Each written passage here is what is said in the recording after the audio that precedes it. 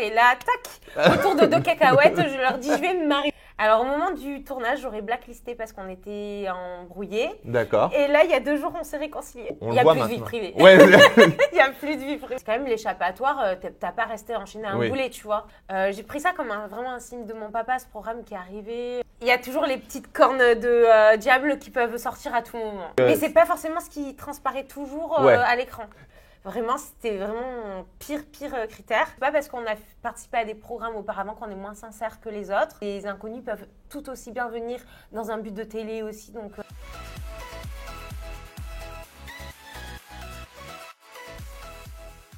Hello les langues de VIP. Alors, vous vous souvenez certainement, ma dernière interview avec Jennifer, je vous avais dit qu'on allait bientôt la retrouver et Oui. fêtez dit Jennifer, on se retrouve déjà, finalement. Mais alors, il faut dire que entre notre interview et aujourd'hui, il s'est passé beaucoup de choses. avec moi, il se passe toujours beaucoup de choses. Ah ouais, ça c'est clair, là je suis d'accord. Mais alors là, pour le coup, on a vraiment parti Ouais. très loin. Donc alors, j'aimerais que tu nous parles justement de ce nouveau programme. Comment est-ce qu'on te le propose? Enfin, qu'est-ce qui te passe par la tête pour l'accepter? Je veux tout savoir. Eh bien, me marier en 40 jours avec un inconnu, j'ai quand même mis bien une semaine à réaliser avant d'accepter de faire l'expérience. Parce que pour moi, c'est quand même quelque chose que je prends pas du tout à la légère, le mariage. Moi, mes parents, ils sont restés toute leur vie mariés jusqu'à ce que la mort les sépare. Donc, c'est vraiment quelque chose que je prends très au sérieux. Et je me suis dit, pourquoi pas, j'ai envie de rencontrer quelqu'un de sérieux. J'en ai marre des charros. Je me dis, là, faire une expérience avec un mariage au bout, forcément, ça sera forcément des personnes qui sont prêtes à l'engagement. Donc je me suis dit pourquoi pas à l'ego. Et alors, justement, tu as fait une émission de survie. Tu avais fait déjà une émission de dating. Après, tu as enchaîné 2 émissions de compétition. Et là, tu reviens dans le dating. Est-ce que tu avais une appréhension à retrouver ce genre de programme? J'avais une appréhension, oui, au niveau des dates. Est-ce que ça va être des personnes qui vont me correspondre? Est-ce que j'avais quand même peur de l'échec. Ça faisait très longtemps que j'avais plus fait de date, donc je savais plus trop faire. Et puis il y a quand même cette pression du mariage. À la fin, tu te dis t'as envie de bien faire, faut vraiment pas merder le truc, quoi. Donc oui, je me suis mis un peu la pression, mais au final, c'est une expérience incroyable, tout cool, tout s'enchaîne. Et puis on était avec une équipe, on s'est tous très bien entendus. Je me suis fait de super copines, c'était très bienveillant et ça aide en fait. Et alors, toi, c'est une chose. Mais après, ton entourage, des fois, les gens face caméra, ils gardent la face et tout. Mais après, on sait toujours, il y a Jen, t'es sûre que tu vas le faire et compagnie? Non, ils ont eu la même réaction, moi, Ouais. en in et en off. Bon, ils ont été très surpris, hein, c'est normal. Naturellement. C'est quand même pas rien. Ils me connaissent célibataire et là, tac, autour de 2 cacahuètes, je leur dis, je vais me marier potentiellement. Donc oui, un petit choc forcément, mais en même temps, beaucoup d'espoir. Voilà, ils ont envie que je sois heureuse. Et dans ton émission de dating, au final, tu n'avais pas trouvé l'amour. Est-ce que là, tu avais un peu l'appréhension, entre guillemets, de retomber peut-être pour des mecs qui venaient plus chercher un coup de buzz qu'un coup de cœur? C'est pas évident non plus. C'est jamais évident, tu peux toujours avoir le doute en fait. Donc, mais à ce compte-là, tu tentes plus rien. Parce que ce soit dans la vraie vie ou dans un programme, les gens au final, tu sais jamais s'ils sont sincères avec toi, s'ils viennent avec toi parce que tu as fait de la télé, parce que tu es sur les réseaux et qu'ils veulent gratter. Donc au final, ça c'est quelque chose qu'on ne peut pas prévoir. Ouais, mais alors. C'est toujours un risque. Ouais, ça c'est clair. Et alors surtout, il y a un truc, c'est que quand ils viennent, ils savent pas qu'ils viennent pour toi. Oui, mais ça c'est ce que j'ai aimé dans Voilà. le concept. C'est que forcément, il n'y avait pas d'a priori. Ils disent pas, ah tiens, je vais la dater elle, donc je vais aller voir tous les antécédents sur Google, machin. Là, ils ont rempli des feuilles, des questionnaires de compatibilité. Moi, j'ai mis 3 jours à remplir le mien. C'est quelque chose de très sérieux. Ouais. C'est vraiment 11 pages de questionnaires hyper Ah, mais ça rigole pas. 11 pointus. pages, quoi. Oui, non, c'est quelque chose de très pointu. Donc forcément, si on nous les présente, c'est qu'à un moment donné, il y a une compatibilité. Après, il faut qu'il y ait la magie qui opère. Ouais, c'est clair. C'est pas tout sur le papier d'être compatible. Est-ce que tu avais une appréhension à l'image que tu dégages? Parce que Jennifer Chacha, on la connaît, elle fait parler, elle fait du show et tout. Donc, est-ce que toi, tu avais une appréhension aussi par rapport à l'image que tu véhicules, quoi? Oui, ça faisait partie de mes craintes que les personnes que je rencontre, quand ils se rendent compte que c'est moi qui vont dater, qu'ils aient un mauvais a priori par rapport à mes boulettes un peu médiatiques que j'ai pu faire auparavant, par rapport à mon personnage qui n'est pas toujours, voilà, qui est assez décrié sur les réseaux. Je suis cash, donc voilà, j'ai pas toujours une image lisse et sympathique. C'est ça, mais en même temps, tu es foncièrement gentil. Oui, donc, mais c'est pas forcément ce qui transparaît toujours ouais. à l'écran. C'est ça. On a plus gardé certains autres traits de caractère pour l'instant. Voilà, mais est-ce qu'on va découvrir une autre Jennifer dans cette émission ? Là, vous allez vraiment découvrir la vraie Jennifer. Tu as toujours des barrières au début, une carapace à casser. Et en fait, dans ce programme, ça m'a cassé toute ma carapace. D'ailleurs, la dernière fois qu'on s'est vu pour l'interview, je commençais déjà à te libérer. À me libérer. Et ça m'a complètement libérée de mes protections, mes carapaces. Là, vous allez voir vraiment la vraie Jennifer dans mon intimité, dans mon quotidien. Celle que je suis vraiment pas, celle de la stratégie, des programmes et voilà. Et ça a été difficile justement à filmer ton intimité ? Parce que c'est pas quelque chose d'habitude qu'on découvre, quoi. Des images vraiment de chez toi où tu te filmes toi-même, c'est quand même assez nouveau dans ce genre de programme. Oui, c'est jamais facile de faire rentrer les gens dans son intimité, de casser toutes les barrières, d'être 100% libéré. Mais en fait, c'est un programme tellement bienveillant que les barrières, elles tombent au fur et à mesure, très vite. Et alors, on le voit, premier jour, tu rencontres du coup Adixia. Alors, Adixia, grosse figure de télé-réalité. Tu rencontres Soraya aussi. Est-ce que tu la connaissais, Soraya ? Oui, je l'avais aperçue dans Les Princes de l'amour. D'accord. Adixia, je la connaissais aussi. Et quelle image justement tu avais d'Adixia ? J'étais très contente de la retrouver parce que moi j'avais une bonne image d'elle. Elle faisait très sympathique. Donc j'étais très contente. Et j'ai de suite eu bon contact. On le voit d'ailleurs, vous êtes très proches là, même à la conférence, on vous voit, vous êtes vraiment souvent toutes les deux. Est-ce que ça devient un peu une nouvelle copine ? Parce qu'on se souvient la dernière fois en interview, tu n'en avais pas beaucoup des copines. Quand on avait fait la liste… C'est vrai, j'avais pas beaucoup de copines. Là, pour le coup, je me suis fait plus que des copines, des amies, vraiment. D'accord. Oui, parce qu'on s'est toutes ouvertes, vraiment à cœur ouvert. On a partagé les unes les autres notre intimité. Ça a créé des liens plus que sur d'autres programmes. Et on le voit, dans ton groupe, il y a une petite nouvelle, il y a Fiona. Oui. Alors, elle n'a jamais fait de télé. Est-ce que tu lui as donné des conseils ? Quand on s'est rencontrés, en fait, de suite, on l'a mise très à l'aise, je pense. On l'a de suite intégrée à notre groupe. C'était très dans la bienveillance, en fait, ce programme. Donc, de suite, on l'a adopté. Je pense qu'elle s'est sentie bien avec nous. Et est-ce qu'il y avait des critères rédhibitoires pour tes prétendants, par contre ? Ah, mais toute une liste, bien sûr. Alors, c'est quoi, par exemple, ton top 3 de ce qu'il ne faut pas pour être prétendant ? De ce qu'il ne faut pas pour être prétendant. Déjà, l'infidélité, pour moi, c'est mort. Enfin, les charros, je peux plus. Vraiment, c'était vraiment mon pire critère. L'infidélité, forcément, le mensonge. Mais en fait, la base de tout ce qu'on ne veut pas, ce que personne ne veut, en fait. Une mauvaise hygiène aussi, quand même. Il faut avoir une bonne hygiène corporelle. Il y a des limites. Il y a des limites, hein. Tu peux être beau, mais il faut quand même sauter dans la piscine à un moment. Avec un peu de savonnette, quand même. Non, mais en fait, le basique de base que tout le monde veut et ce que tout le monde ne veut pas. Personne n'a envie d'être avec un homme infidèle, avec un menteur, avec un charreau, avec quelqu'un qui n'a pas une bonne hygiène. Enfin, je pense que c'est des critères un peu universels, en fait. Il y a aussi d'anciens candidats de télé qui viennent en tant que prétendants. Est-ce que toi, ça t'a gêné, peut-être, ça t'a peut-être mis une barrière en te disant mais pourquoi est-ce qu'il vient ? Est-ce qu'il vient vraiment dans une démarche sincère ? Pas du tout, ça m'a pas du tout posé de problème parce que nous, les gens de télé, on est comme monsieur et madame tout le monde. On a une vraie vie, on a aussi un vrai cœur, on a envie aussi de trouver l'amour. Donc, c'est pas parce qu'on a participé à des programmes auparavant qu'on est moins sincère que les autres ou moins sincère que des inconnus. Les inconnus peuvent tout aussi bien venir dans un but de télé aussi. Donc, non, moi, j'ai pas d'a priori que ce soit des gens qui aient déjà fait de la télé ou pas, en fait, qui viennent. Je pense qu'on a tous… à un moment donné, besoin de trouver quelqu'un qui nous correspond et besoin de sincérité. Après, tu peux jamais savoir si les gens ils sont sincères, s'ils viennent pour la télé ou pas. C'est le risque. Clair. Mais non, j'ai pas d'a priori là-dessus. Bon, eh bien, en tout cas, ça a l'air d'être plutôt une bonne nouvelle puisque tu t'es fait que des copines. Cette fois-ci, on n'aura pas d'interview bizarre qui va sortir sur toi. Mais par contre, moi, j'ai une petite liste pour toi de j'invite ou je blacklist. Ah, d'accord. Parce que c'est ton mariage quand même, c'est ton grand jour. Ah oui. Donc, on a envie de savoir. Oh, ouais. Si on commence par Nicolas Couteau. J'invite.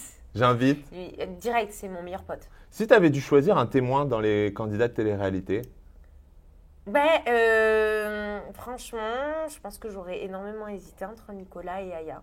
D'accord. Ils m'ont quand même donné à manger quand je crevais la dalle, que j'avais rien dans les apprentis de chez rien. Ça a créé des liens indéfectibles entre nous. Romane, est-ce que tu blacklistes ou est-ce que tu invites? Alors, au moment du tournage, j'aurais blacklisté parce qu'on était embrouillés. D'accord. Et là, il y a 2 jours, on s'est réconciliés. C'est pas vrai? Oui, on est de nouveau copines. Ah, trop bien. Donc là, si c'était pas encore tourné, j'aurais invité, mais au moment du tournage, blacklisté. Ouais, Direct. voilà. Bon, Voilà. au moins, en même temps, ça montre que les Désolée, choses je t'ai évoluent. blacklisté, Romane, mais voilà, maintenant, on est potes. C'est bien, ça montre que les choses évoluent justement entre Oui. vous. Comment elle s'est faite la démarche? Parce que la dernière fois en interview, tu disais que toi, tu n'y retournerais pas. Hein. Tu referais pas le premier pas. C'est elle qui est revenue, Ah, c'est trop mignon. grâce à ton interview. C'est pas vrai. Oui, en fait, elle a vu ce que j'ai dit sur elle dans ton interview. Je pense que ça a dû la toucher, ça a dû la peiner, parce qu'on avait quand même une très forte amitié à la base. Et elle est venue un peu faire son mea culpa. Et en gros, elle m'a expliqué que voilà, c'est Cassandra qui lui a monté la tête contre moi, qu'elle ne pouvait pas me voir, qu'elle ne voulait pas m'insérer dans le groupe dès le début. Et du coup, elle a un peu suivi le truc. D'accord. Et voilà, le principal, c'est que tout est bien qui finit bien. On est de nouveau Exactement, copines. c'est une belle Les histoire. Twix sont de nouveau dans le même Ah paquet. voilà, c'est ça, c'est bon, on va pouvoir manger. Oui. Et alors, Jennifer, maintenant, qu'est-ce que ça serait tes envies? Parce que là, voilà, t'es retournée dans le dating. Est-ce que maintenant, tu voudrais repartir sur l'aventure? On peut pas dire comment l'émission va se finir, mais est-ce que tu as envie de continuer dans la télé ou peut-être de prendre du temps pour toi? Non, moi j'ai envie de continuer dans la télé. C'est pas parce que je fais des expériences, des programmes que j'ai pas ma vraie vie à côté aussi. Donc pour moi, c'est pas du tout incompatible. Hein, ça n'a rien à voir. Et c'est compliqué de mener de front justement ces deux vies, ta vie médiatique et ta vie privée, puisque du coup, on Il le n'y a voit plus de maintenant. vie privée. Ouais, Il n'y a plus de vie privée. mais t'es restée quand même une de celles qui partage le plus sa vraie vie sur les réseaux sans se mettre en scène et compagnie. On a des vraies scènes de vie avec toi. Donc, est-ce que c'est compliqué ou est-ce que c'est facile à vivre finalement? Je crois que j'ai bien intégré à ma vie, donc c'est pas compliqué au final. Ouais, je fais rentrer mes abonnés dans mon intimité, je leur parle, je suis très proche d'eux sur les réseaux. Pour moi, c'est naturel. Ouais. Ouais. Et alors maintenant, on va s'intéresser aussi au casting. J'aimerais bien que tu me donnes une qualité pour Adixia. Sa gentillesse. Ouais. Mais ça, je crois que je peux le dire pour toutes les candidates. C'est vraiment la qualité que j'ai retrouvée en commun chez toutes les candidates de ce programme. La gentillesse, la bienveillance, la simplicité, le naturel. D'accord, ok. Et alors, là, tu savais peut-être pas au final que vous étiez 7. Quand tu découvres le casting au complet, qu'est-ce que t'en penses, toi? Mais moi, je suis très contente du casting au complet. Donc, on n'était pas dans les mêmes love rooms, mais on se croisait sur le tournage dans les couloirs, donc on savait qui y avait. Et très contente, j'étais contente de retrouver Gary, que j'avais vaguement connu dans les 50, suite à mon seul premier jour que j'ai fait. J'étais très contente de le retrouver, je le trouve rayonnant, super drôle. J'étais très contente. Puis il apporte aussi une autre optique sur cette émission, justement, avec le mariage pour tous. Oui, ça apporte de la diversité, moi je trouve ça bien. Et puis on voit vraiment cette fraternité au final, cette sororité. Cette sororité, cette frarité avec cette jarité. Gary, cette jarité. Cette jarité entre vous. Alors, on le voit même au moment de la diffusion, ou par exemple quand il y a eu les images de Fiona, où Gary lui a pris la main et tout, on voit vraiment que vous avez créé un lien spécial entre vous. On est très soudés. C'est comme des sœurs pour moi. Vraiment. Ouais, c'est... Mais comment tu l'expliques? Parce que tu en as fait beaucoup des programmes justement. C'est la première fois que j'ai un lien comme ça qui se crée avec des candidates. Mais vraiment, parce qu'on est rentré dans l'intimité les unes des autres, on a parlé des choses dures de notre passé. C'était pas juste un jeu de stratégie ou quoi, où tu développes des relations un peu superficielles. Et ça crée des liens.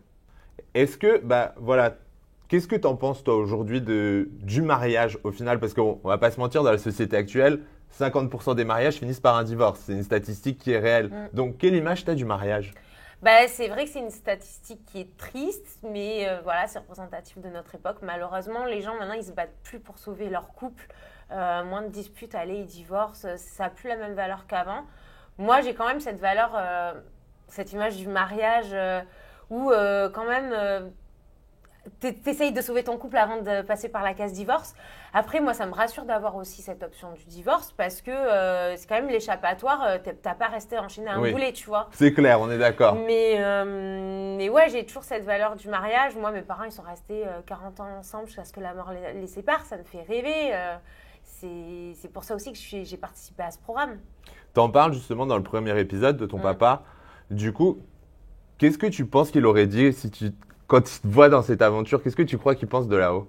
Moi, je pense que mon père est fier de moi. Ouais. Ah, on va pas parler de mon papa, je vais pleurer. Ok, allez, on parle d'autre chose, C'est le point sensible. Oui, mais en même temps, c'est ce qui fait quitter aussi, quoi. Ouais. Et c'est ce qu'on voit aussi dans cette émission que justement, ben voilà, ça va être aussi un déclic et ça va t'aider à avancer. Comme tu avais dit que les apprentis t'avaient aidé, je pense que là, ça te change aussi, ça t'évolue là-dedans. Oui, je pense que mon père, il aurait été fier de moi. Mon père, il voulait pas que je reste toute seule. J'ai pris ça comme vraiment un signe de mon papa, ce programme qui est arrivé au moment comme si il me disait « Allez ma fille, bouge-toi les fesses ». Ouais, tu vas pas rester toute seule dans ta montagne là, hein. Ouais, ça grave. suffit maintenant. Et alors, justement, tu es partie de Paris pour retourner à la montagne. Comment ça t'est venu cette idée? Parce que voilà, généralement quand tu es candidate de télé, tout le monde veut venir à Paris pour se montrer dans toutes les soirées, patati patata. Et toi, chemin inverse en fait. Moi, ça faisait déjà 13 ans que j'étais à Paris, j'en avais marre du stress, de la pollution. Il y a eu le décès de mon papa, je me suis retrouvée loin de ma maman, de ma famille. Du coup, j'ai vendu mon appartement. J'ai eu envie de me rapprocher de ma famille. Je me suis dit, si un jour il arrivait un truc à ma mère, je ne veux plus être coincée à l'autre bout de la France.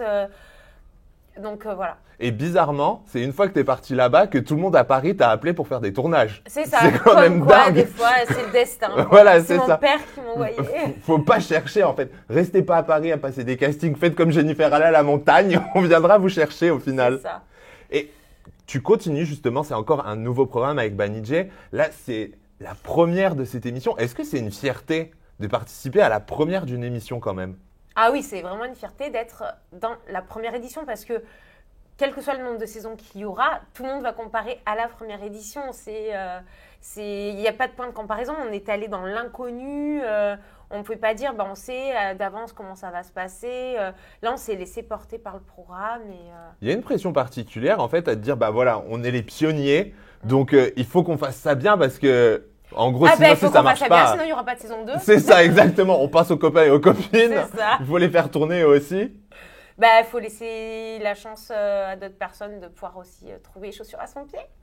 Mais tu t'es mis une pression particulière? Tu t'es dit non, là vraiment, il faut que je sois bonne, entre guillemets ou... Alors, aucune pression parce que moi, j'ai pris ça vraiment comme expérience personnelle. J'étais pas dans...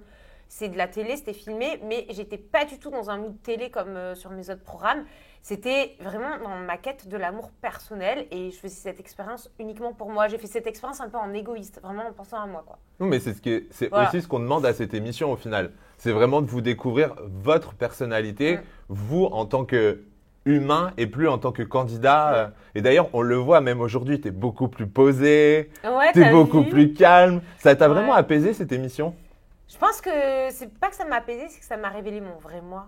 D'accord. Ouais. Du coup, là, maintenant, sereine. Enfin, sereine. Pour l'instant. Ça dépend qui j'en fasse. Hein. Attendons. Il y a toujours les petites cornes de diable qui peuvent sortir à tout moment. Ah, ça, on n'est pas à l'abri. Tu sais, un chasse naturel, il revient au galop. Hein. On se change pas. On peut pas complètement changer. Non. Est-ce qu'il y a des gens pour qui tu n'as vraiment pas eu de feeling et où tu t'es dit, comment je vais pouvoir m'en débarrasser? Sans citer de nom. Hein. Mais oui. Tu réfléchis à des techniques? C'est gênant, c'est très gênant. C'est gênant parce que tu n'as pas envie de faire de la peine non plus. En même temps, moi, tu me connais à quel point je suis cash pistache. C'est clair. Et que je peux être très piquante même sans le vouloir. Quand j'aime pas, j'aime pas. Ça c'est sûr. Donc voilà. Le pauvre. Voilà. Je pense qu'il n'a pas forcément, lui, envie de voir la diffusion. Nous, en tout cas, on a très, très envie de te retrouver encore et toujours en tournage parce que c'est vraiment un bonheur, je trouve, même de t'avoir une interview. Tu es super fraîche. Mais ouais, tu es super fraîche. Tu n'as pas de fil, tu réfléchis pas, tu réponds du tac au tac. Donc, ça fait vraiment plaisir. Et je pense qu'on pourrait se revoir pour faire un petit bilan à la fin de cette aventure, justement. Avec grand plaisir. Il y aura beaucoup de choses à dire. Voilà, exactement. Ouais. Je pense que là, on va avoir plein de choses à dire encore et toujours. Donc, les langues de Vip, je vous embrasse. Naturellement, vous avez kiffé cette interview. Donc, vous likez, vous vous abonnez. Et je vous dis à très vite. Et vous partagez. Ah oui, vous partagez. Très important. Merci. On l'applaudit, elle a très bien fait la promo de l'émission et de l'interview du coup.